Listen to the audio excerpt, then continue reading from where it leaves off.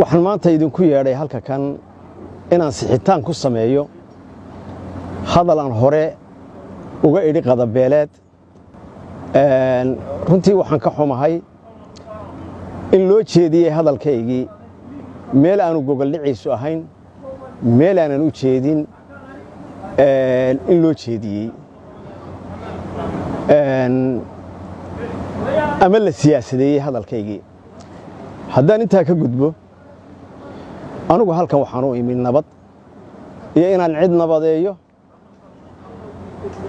iyo inaan isu soo dhoweeyo oo walaaleeyo, ee inaan shacbiga kala fogeeyo ama shacbi dhibaateeyo ama cidi dareen iga qaadato uma aan iman.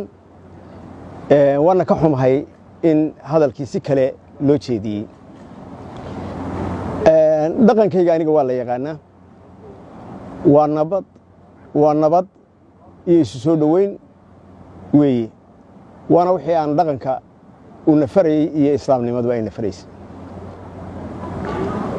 anugu horaan u caddeeyey cid kasta oo dhiig daadisa ama dhaqan ha ku daadiso ama siyaasad ha ku daadiso ama diin ha ku daadisa inaanan mar raba anugu taageersanayn. waana laygu yaqaanay, waanan ka hadli dooni, waan ka hadli jiray. shabaab wax naga dhexeeya iyo fikir naga dhexeeya iyo qaacido naga dhexaysa iyo xidhiidh naga dhexeeya, taasna shacabka waana ogyahay, waana laygu yaqaanaa, mana jirto, mana aaminsani waxay aaminsan yihiin. taasina waxa weeyaan inaan ka hadlo fikirka. waxaan joogay oo aan ka hadlayay waxay ahayd qadabeeleed. qadabeeleedka madax dhaqanka siduu markuu isu yimaado wuu kaftamaa. kaftan beeleed buu ahaa, qadabeeleed bay ahayd, waanu kaftamaynay, waan hadlaynay. hadalkayga gundhigiisa maanta waxa weeye wax alla wixii dad ehel ahaa ee dhibaato mabaadi' loogu geystay, mid diineed loogu geystay, fikir cidi aaminsan tahay oo aanan aaminsanayn loogu geystay, qarax lagu sameeyey, la dhibay, aad iyo aad baan uga xumahay. hadalkaygaasi muu ahayn dhiirigelin aan dhiirigelinayo mabaadida aan u aqaano inay mutadarrifnimo tahay, inaanay sax ahayn aan u aqaano inaan dhiirigelinayo maaha. xaasha, sidaa may ahayn.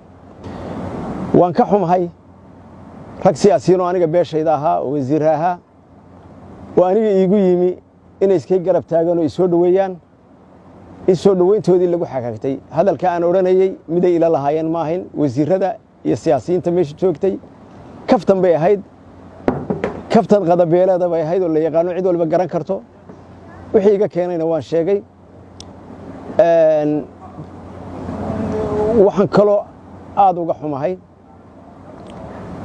in lagu xago ama lagu janjeeriyo dadkii daxiyada ahaa ama dhibanaha u ahaa dhacdooyinkii dhacay istaba joog ahaa inaan raalli ka ahay. taasina ma jirto, raallina kama ihi, waana caddaynaya si kaleerna. haddii loo qaatay inaan anigu dawlad aaminsanahay, shabaab anigu dawlad uma aqaano, uma aaminsani. waxaan jeclahay, annagu oday dhaqameed baan nahay. siyaasiyiintu wax badan ayay jeceshahay inay is-adadkayso. shacbigii waxaan arkayay miidiya in la kiciyey, in la leeyahay nin dhiiggii dadka ku raaxaysanaya magaalada yimi. waxaan ka xumahay beelihii iyo dadkii i soo dhoweeyey ee sida milgaha iyo maamuuska loo soo dhoweeyey, ee aniga sharafta iyo milgaha ila dhinac taagnaa, in la xumeeyo soo dhoweyntoodii iyo dareenkoodii aniga lay tuso inaan dadkoodii iyo dhibtoodii aan ku raaxaysanayo. taasna waan ka xumahay. waxaan kaloo jeclahay haddiiba cidi dhibsatay hadalkayga waan caddeeyey, waan fikirkayga mabda'ayga caddeeyey. waxaan jeclahay shacbigayga si aan u kasbado oo shacbiga aanay dana siyaasadeed noo dhex marin aan ka duulayo, inaan raalligelin buuxda ka bixiyo arrinkaa. haddiiba la dhibsaday, ciddii dhibsatay ama dhibana ha ahaato ama ehel ha ahaato, cid kastoo qaatay sidaa waxaan leeyahay umaan jeedin, umana jeedi karo. wax iga suuroobana maaha. arrinkaa raalligelin baan ka bixinayaa. aad iyo aad baa u mahadsantihiin. wasalaamu calaykum waraxmatullahi wabarakaatu.